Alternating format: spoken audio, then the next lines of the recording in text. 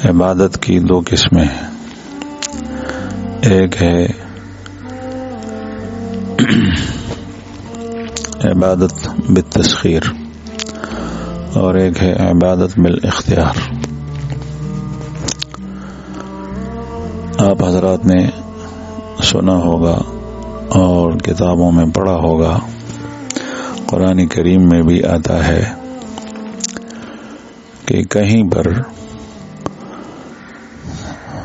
عبادت کا لفظ اور عبید کا لفظ اور عباد کا لفظ ان لوگوں کے لیے استعمال ہوتا ہے جو اللہ کی عبادت کرتے ہیں، مومن اور مسلمان، اور کبھی یہ لفظ ان کے لیے بھی۔ عبادت کی دو قسمیں ہیں، ایک ہے عبادت بالتسخیر اور ایک ہے عبادت بالاختیار۔ آپ حضرات نے سنا ہوگا اور کتابوں میں پڑھا ہوگا، قرآن کریم میں بھی آتا ہے کہ کہیں پر عبادت کا لفظ اور عبید کا لفظ اور عباد کا لفظ ان لوگوں کے لیے استعمال ہوتا ہے جو اللہ کی عبادت کرتے ہیں، مومن اور مسلمان، اور کبھی یہ لفظ ان کے لیے بھی استعمال ہوتا ہے کہ جو مسلمان نہیں ہیں۔ وہ آیت کریمہ کیسی ہے؟ آت الرحمن عبدہ، پڑھو آیت جو حافظ ہیں، آیت سنگت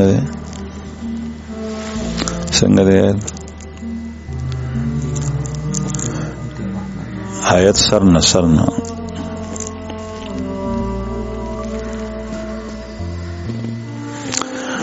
یوتن ورزی الا آت الرحمن عبدہ۔ اتنا تو مجھے بھی آتا ہے، میں حافظ نہیں ہوں۔ قیامت کے دن اللہ کے پاس سب آئیں گے عبدہ، اس سے کافر اور مسلمان سارے مراد ہیں۔ کافر بھی عبد ہیں اور مسلمان بھی عبد ہیں، لیکن عبادت کی دو قسمیں ہیں، ایک لحاظ سے وہ عبد ہیں، دوسرے لحاظ سے نہیں ہیں۔ تو ایک ہے عبادت بالتسخیر اور ایک ہے عبادت بالاختیار۔ عبادت بالاختیار کا معنی صاف ہے، جو عبادت اصل میں کہتے ہیں تذلل، عاجزی اور حد درجے کی عاجزی، انتہائی تذلل، اس کو عبادت کہتے ہیں۔ اس سے بڑھ کر تذلل اور کیا ہوگی کہ آدمی اپنے سر کو زمین پر اللہ کے سامنے رکھتا ہے، بندہ خپل تندے اللہ پاک تو لگئی دا بل چاہتا چو لگی نسمر انتہائی تذلل دے، انسان اشرف المخلوقات ہے۔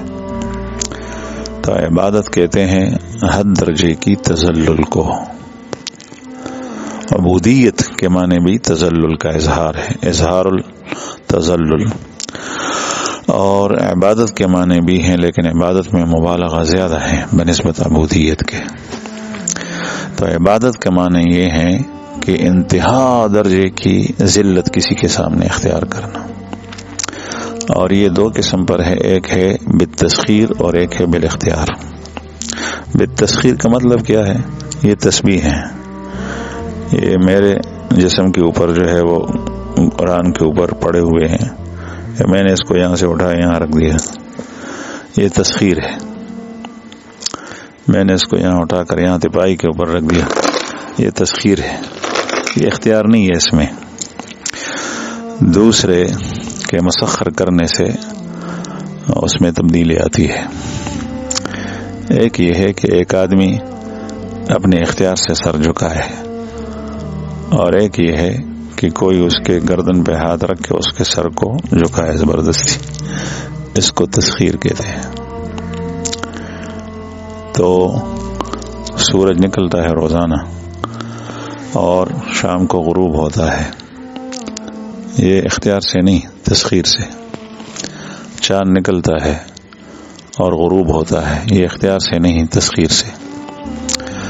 تو کافر جو عبد ہیں، اللہ کے بندے ہیں، تو وہ بالایجاد اور بالتسخیر ہیں۔ اس لحاظ سے ہیں کہ اللہ پاک نے ان کو پیدا کیا، ان کی پیدائش میں ان کے اختیار کو کوئی دخل نہیں۔ اور کافر بڑھتا ہے، چھوٹا بچہ ہے، پھر بڑھتا ہے، اس کی نشو و نما میں اس کے اختیار کو کوئی دخل نہیں۔ کافر بیمار ہوتا ہے، اس کی بیماری میں اس کے اختیار کو کوئی دخل نہیں۔ کافر کالا اور سفید ہوتا ہے، اس کے رنگ میں اس کے اختیار کو کوئی دخل نہیں۔ اور کافر کبھی ہاتھ پیر اس کے ٹوٹ جاتے ہیں، اس کا حادثہ ہو جاتا ہے، اس میں وہ نہیں چاہتا لیکن ہو جاتا ہے۔ یہ ہے اس اعتبار سے یہ بھی بندہ ہے۔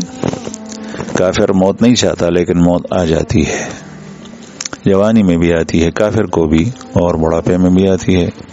تو کافر یہ بھی بندہ ہے اللہ کا، اللہ نے اس کو موجود کیا اس لیے، اور اللہ پاک کی طرف سے جو غیر اختیاری چیزیں اس پر آتی ہیں، کافر کے اوپر کبھی زلزلہ آ جاتا ہے، زلزلے میں مر جاتا ہے، کافر کے اوپر اولے برستے ہیں، بارشیں برستی ہیں، آندھی اور طوفان آتے ہیں، پہاڑ گر جاتا ہے، تو یہ اس وقت وہ کچھ نہیں کر سکتا، یہ اللہ پاک کی طرف سے طے تھا، اس کی تقدیر میں لکھا تھا، اللہ پاک نے اس طریقے سے کیا۔ تو یہ بالتسخیر ہے۔ پرندے ہوا میں اڑتے ہیں، یہ بالتسخیر ہے عبادت۔ یہ درخت بھی عبادت کرتے ہیں، یہ بالتسخیر ہے ان کی عبادت۔ اور عبادت بالاختیار وہ ناطق مخلوق کے ساتھ ہے، انسانوں کے ساتھ۔ ہم ایک عبادت کرتے ہیں اللہ کی تسخیر کے ساتھ، جو میں نے ابھی مثالیں پیش کی، بیمار ہونا، موت آ جانا، اور ایک عبادت ہم کرتے ہیں بالاختیار، یہ جو ہم نے ابھی فجر کی نماز پڑھی، یہ ہم نے اپنے اختیار سے پڑھی، یہ عبادت بالاختیار ہے۔ تو جو عبادت ہم بالاختیار کرتے ہیں، ہمارا رب ہم سے اس کا مطالبہ کرتا ہے، ہمارا رب اسی کا وعبد اور اعبدو ولا تشرکوا بہ شیئا، اللہ کی عبادت کرو، اس سے مراد یہ عبادت ہے۔ وہ جو عبادت بالتسخیر ہے وہ تو ہر شخص کرتا ہے، وہ تو جاندار بھی کرتا ہے، درخت بھی کرتا ہے، پودا بھی کرتا ہے، اور پتھر بھی کرتا ہے، بارش کا قطرہ بھی کرتا ہے، بادل بھی کرتے ہیں، پہاڑ بھی کرتے ہیں، سارے کرتے ہیں۔ تو اللہ جل شانہ کے تقاضا جو بندہ سے ہے اور مطالبہ ہے اور امر ہے، وہ عبادت بالاختیار کا ہے۔ اللہ پاک کی رضا اور خوشنودی جو حاصل ہوتی ہے وہ عبادت بالاختیار سے ہوتی ہے۔ اللہ جل شانہ کی طرف سے جو جنت ملتی ہے وہ عبادت بالاختیار سے ملتی ہے۔ اللہ پاک کی طرف سے جو جہنم سے نجات ملتی ہے وہ عبادت بالاختیار سے، تو پوئے گی نا اردو، جو جہنم سے نجات ملتی ہے وہ عبادت بالاختیار سے ملتی ہے۔ اور ترازوی اعمال میں جو اس وقت جو نجات ہوتی ہے، بندہ کامیاب اور کامرانی سے ہمکنار ہوتا ہے، وہ عبادت بالاختیار کی وجہ سے۔ پل صراط پر گزرنا جو آسان ہوتا ہے وہ عبادت بالاختیار کی وجہ سے۔ بندہ جب ایمان لاتا ہے تو اس کی اختیاری چیز ہے، دل سے مانتا ہے، تصدیق۔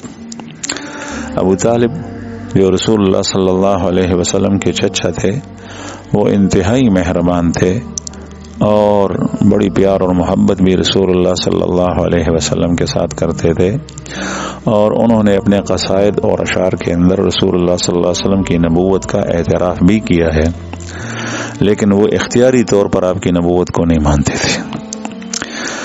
وہ نبی کریم صلی اللہ علیہ وسلم کی صداقت اور آپ صلی اللہ علیہ وسلم کی صفات اچھی، اور آپ صلی اللہ علیہ وسلم کا بچپنا اور آپ کا کردار کو دیکھ کر وہ مجبور ہوئے تھے کہ اس جیسا کوئی نہیں، مجبور ہوئے تھے، لیکن انہوں نے اختیاری طور پر ایمان نہیں لایا تھا۔ تو بندہ جو مکلف ہے وہ عبادت بالاختیار کا۔ پھر جب جو اختیاری طور پہ خدمت کرتا ہے بندہ کسی کے سامنے عاجزی اختیار کرتا ہے وہ بھی دو قسم کا ہے، یا تو اللہ کے لیے ہے اور یا دنیا کے لیے ہے۔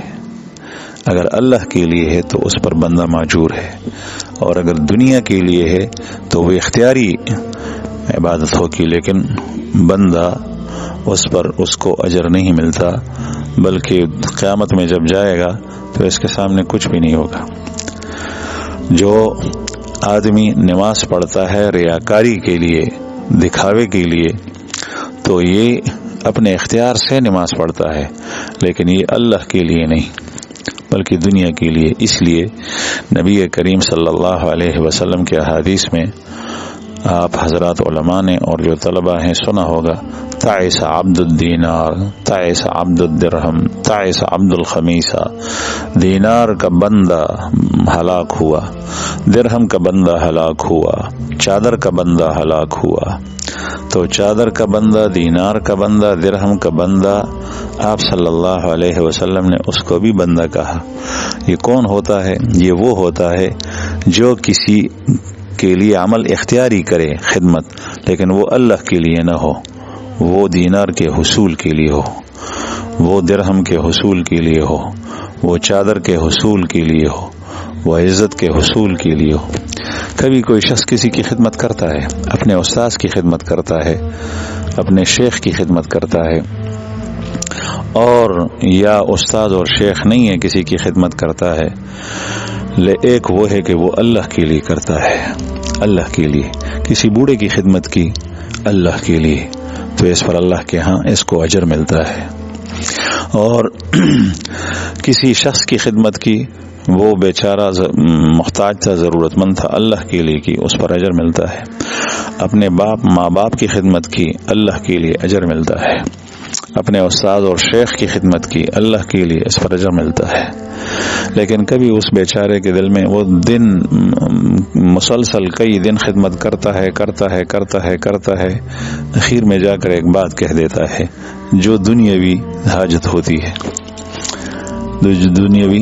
ہوتی ہے، مثلا کسی کو چائے پلاتا ہے، کھانا کھلاتا ہے، اس کو اپنے گھر بلاتا ہے، اب 10 دن گزر گئے، 20 دن گزر گئے، اچانک اس کو کہتے ہیں کہ یار میرا بیٹا ہے، آپ اگر اس کو نوکری دلا دے، تو سمجھ گیا کہ یہ ساری خدمت جو اس نے کی کس لیے کی؟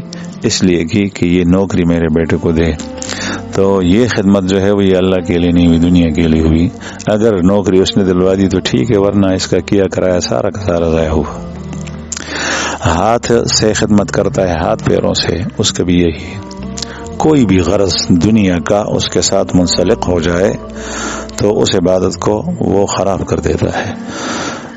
حدیث قدسی میں اللہ جل شانہ کا ارشاد ہے کہ جو عبادت کے اندر میرے ساتھ کسی کو شریک کرتا ہے تو انا اغنى الشرکاء عن الشرک، میں سارے شرکاء سے زیادہ مستغنی ہوں، مجھے کوئی ضرورت نہیں، مجھے شریک کر دیا، میرے ساتھ 100ویں یا 1000ویں یا لاکھویں یا کروڑویں دروازے کے اندر بھی کسی کو شریک کیا تو اللہ پاک فرماتے ہیں کہ مجھے اس عمل کی ضرورت نہیں ہے، یہ جو لاکھواں حصہ اس کو دیا ہے تو 1 کم لاکھ بھی اس کو دے دو، مجھے کوئی ضرورت نہیں ہے۔ اس لیے انسان کو چاہیے کہ ایک تو اللہ جل شانہ کی عبادت کرے، اور جو عبادت بالاختیار ہے وہ کرے، اور اس کا اللہ پاک نے اپنی حکم دیا ہے، یہ طریقے بھی اللہ پاک نے بتلائے ہیں، اور ان عبادت کی نشاندہی بھی اللہ پاک نے کی ہے قرآن کریم میں، اور رسول اللہ صلی اللہ علیہ وسلم کے احادیث میں اس کی تشریح موجود ہے۔ اور دوسرا کام یہ کرے، اس سے انسان حیوانات سے اور دوسری مخلوق سے اور کافروں سے ممتاز ہوتا ہے۔ اگر آپ عبادت بالاختیار نہیں بلکہ بالتسخیر کریں گے، آپ کہتے ہیں کہ میں بھی تو اللہ کی بات مانتا ہوں، وہ بیمار کر دیتا ہے تو میں بیمار ہو جاتا ہوں، میں مانتا ہوں، اور وہ یوں کرتا ہے تو میں اس طریقے سے ہو جاتا ہوں، تو یہ تو کافر بھی کرتے ہیں، درخت بھی کرتے ہیں، پرندے بھی کرتے ہیں، چرندے بھی کرتے ہیں، پتھر بھی کرتے ہیں، دریا بھی کرتے ہیں، آپ کا اس میں کیا ہے؟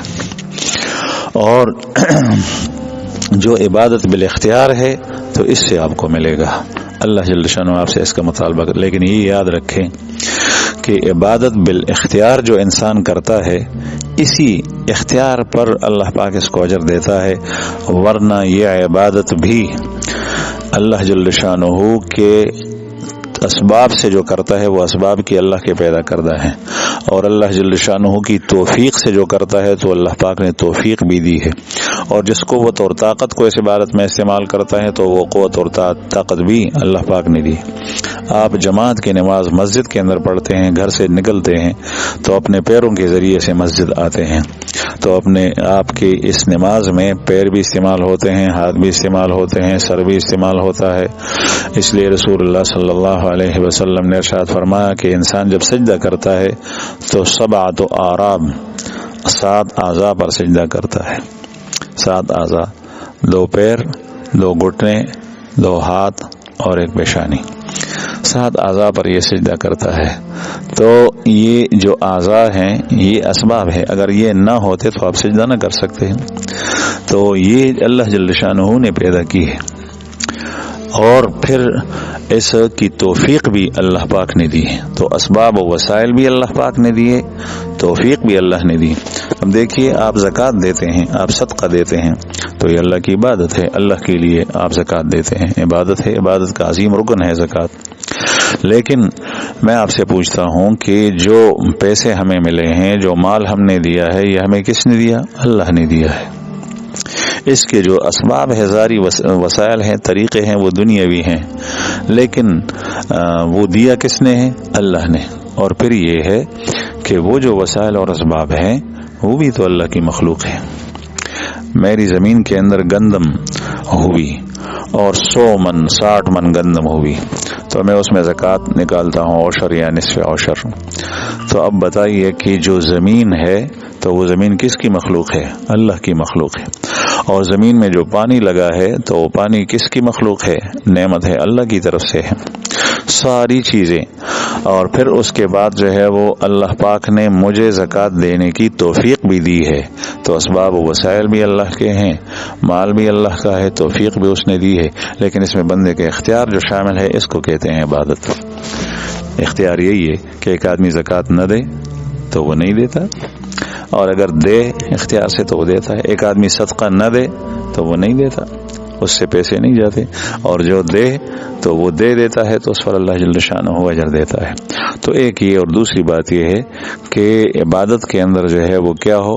وہ اللہ کے لیے ہو، وہ اللہ کے لیے ہو۔ اگر وہ دنیا اور کسی بھی غرض کے لیے ہو گئی، آپ نے دل کے اندر کوئی بات چھپا رکھی ہے کہ اس کا مقصد یہ ہے، تو پھر اللہ جل شانہ کے ہاں اس پر اجر نہیں ملتا، بلکہ قیامت کے دن بڑی ذلت و رسوائی ہوگی۔ قرآن کریم میں اللہ جل شانہ نے اس کی مثال لی ہے، کسراب بقیہ یحسبہ الظمآن ماء۔ اس طریقے سے چٹھل میدان کے اندر سراب ہوتا ہے اور پیاسا آدمی اس کو پانی تصور کرتا ہے۔ مونگا کل سڑے سفر کئی پا دشت کے شگی وی دا اوڑی غرمو کے نو لری دا زمکا دا پاسا دا فضا دا سی خوزی تبوی او بدی، او چکل نزدی لرشی نو اغا بی او بنی، اغا اس شیم نی، او یا دا دی خم ظاہرہ پا سڑک بانے کی، نیخ سڑک تھے نو دا غرمو ٹیم کی پا سڑک بانے تا ادری گا، او بیا لری سڑک تا گورا نو دا سڑک دا پاسا تا اوبو بخکاری، نو سڑے نزدیشی چی دا اوبدی تگے سڑے چلار شیل تا اوبنی، یحسبہ الظمآن ماء۔ دا دی مثال بداسی تب ما عمل کڑو، ما ہو عبادت کڑو، ما دا فلان کی خدمت کڑو، لیکن غبر دا دنیا دا غرض دا پارا کڑی نو اللہ جل شانہ سرب ایسے وزنی، نو دا دو سجن خیال ساتل پکار دی چا سڑے عبادتو کی او بل اغد اللہ دا پاری کہ دنیا کم چا سر سکئی چا اغد اللہ دا پاری بھی نو اللہ پی مانے معجور دے، او کچر دا غرض دا پاری کی نو اللہ سر آجر نشتا و غرض بیادت ملاو شی او ملاو نشی۔